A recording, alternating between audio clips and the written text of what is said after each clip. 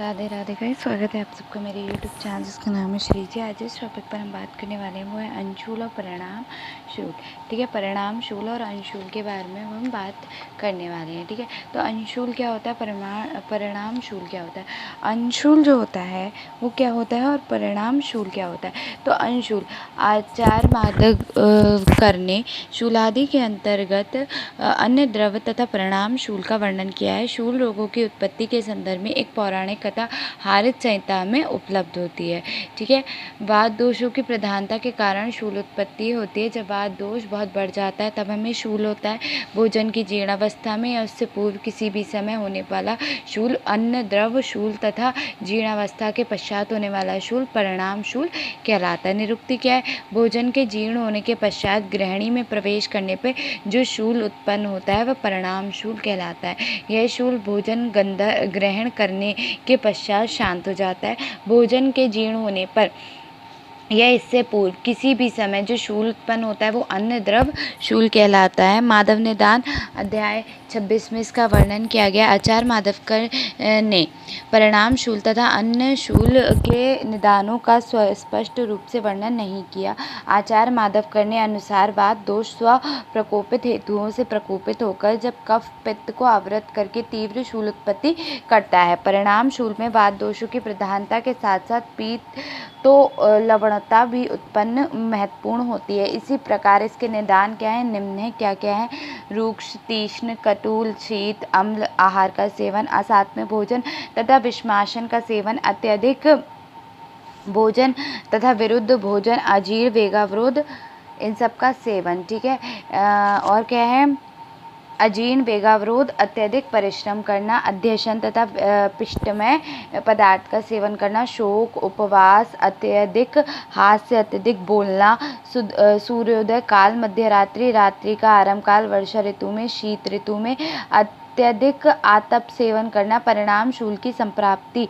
ठीक है, तो क्या है, संप्राप्ति स्वनिदानों के अत्यधिक सेवन से वात दोषों का प्रकोप होता है तथा अग्नि की दृष्टि होती है। प्रकोपित वात दोष भोजन के परिणाम काल के पित्त तथा कफ दोष को आवृत करके शूल की उत्पत्ति करता है। यह शूल पित्त स्थान में अन्न के पहुंचने पर उसमें शुद्ध वायु के कारण उत्पन्न होता है, अतः परिपाक काल तक ही सीमित होता है तथा भोजन करने के पश्चात वमन कर्म से तथा अन्न के पूर्व परिपाक के पश्चात शांत हो जाता है। ठीक है, संप्राप्ति घटक और संप्राप्ति चक्र क्या होते हैं। संप्राप्ति चक्र देखो, अत्यधिक प्रकोपित निदानों का सेवन करना, अग्नि दुष्ट हो जाएगी, वात प्रकोपित होगा, अजीर्ण होगा, अम्लपित होगा, ग्रहणी तथा अमाशय में शोथों की उत्पत्ति होगी, अमाशय तथा ग्रहणी की श्लेष्मातिक कला में व्रण होगा और क्या होगा, परिणाम शूल तथा अन्य द्रव शूल हो जाएगा।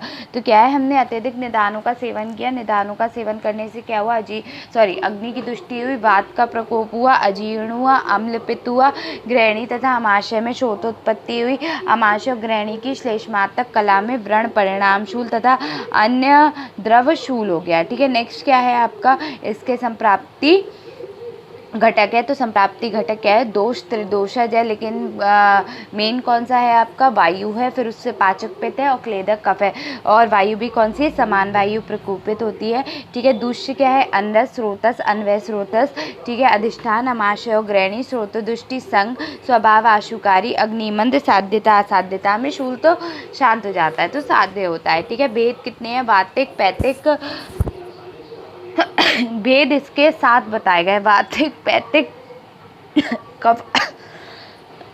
कफज, वात पित्त, वात कफ और पित्त कफ। ठीक है, सनिपातश परिणाम शूल। परिणाम शूल के लक्षण देखो, वातिक परिणाम शूल का क्या लक्षण होता है कि पहले तो सामान्य लक्षण क्या होगा, तीव्र शूल उत्पन्न होगा और परिणाम का वेदना उत्पन्न होगी। ठीक है, उसके बाद भेद अनुसार विशिष्ट लक्षण, यानी कि वातज पित्तज कफज, वात पित्त वात कफ पित्त कफ। ठीक है, ऐसे करके।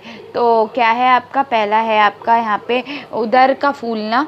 वातिक परिणाम शूल के लक्षण क्या है, उदर का फूलना, आटोप, मल तथा मूत्र का अवरोध होना, अरति तथा कंपन। पैतिक परिणाम शूल के क्या लक्षण है? तृष्णा, दाह, बेचैनी, अत्यधिक स्वेद की प्रवृत्ति, कटु, अम्ल, लवण रसयुक्त पदार्थों के सेवन में शूल की वृद्धि, शीतोपचार से शांति। कफ परिणाम शूल के क्या लक्षण है? वमन, हृदयास, मोह, चिरकाल तक थोड़ी थोड़ी पीड़ा का बने रहना, कटु तथा तिक्त रस युक्त पदार्थों के सेवन से शूल की शांति। द्विदंजक के क्या लक्षण है? कि जो मिले जुले लक्षण होंगे, सन्निपातज के तीनों के जो मिले हुए लक्षण होंगे वो।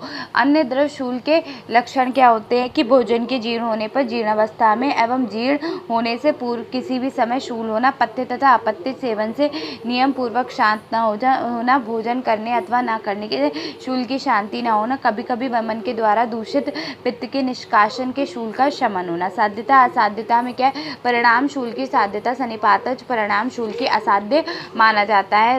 रोगी में मांस, बल तथा अग्नि नष्ट होने पर भी परिणाम शूल को असाध्य माना जाता है। अन्य द्रव्य शूल की साध्यता असाध्यता क्या है? कि विद्वान चिकित्सक इस व्याधि को साध्य व्याधि मानते हैं। ठीक है। शूल के उपद्रव क्या है? शूल होता है, शूल तो शूल होगा ही होगा, मूर्छा होगी, तृष्णा होगा, अनाह होगा, अरुचि और गौरव होगा, कास होगा, श्वास होगा और हिक्का होगा। नेक्स्ट क्या है आपका? duodenal and gastric ulcer. Peptic ulcer is ulceration of the mucosa coming in contact with the acid and it is correlated with आपका परिणाम शूल और अन्य शूल किससे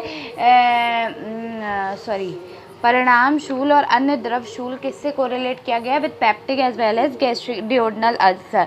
ठीक है। डिओडनल और गैस्ट्रिक अल्सर से किया गया। तो peptic ulcer is the ulceration of the mucosa coming in contact with acid and pepsin.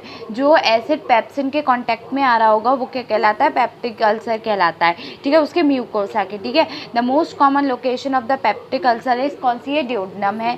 ठीक है। This is followed by gastric lower oesophageal and anastomotic duodenal ulcer after gastrojejunnal stomy. Etiology क्या? increased parietal cell mass with increased hydrochloric acid, ठीक है, and pepsin।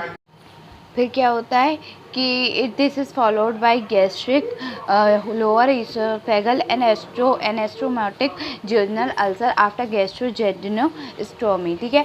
Aetiology क्या है? Increase parietal cell mass with increase hydrochloric acid and pepsin, bile acid, helicobacter pyloric infection, tea coffee is excessive irritant, food chills, smoking, alcohol, stress, corticosteroid, NAS, IDS। ठीक है। Symptoms of gastric and duodenal ulcer are almost identical. Daily clock like recurrence of the pain is diagnostic. It is usually on an empty stomach after a meal or 3 to 4 hours after a meal. Heartburn होगा, discomfort होगा, gas blotting होगा। Investigation क्या होती है? Radiograph of barium field stomach and duodenum, upper gastro intestinal endoscopy. इतना ही होता है बस, इसके अलावा और कुछ नहीं होता है। ठीक है। तो यहाँ पे आपका परिणाम शूल और उदर शूल, अन्य द्रव शूल, उदर शूल अन्य द्रव शूल कंप्लीट होता है। Thank you.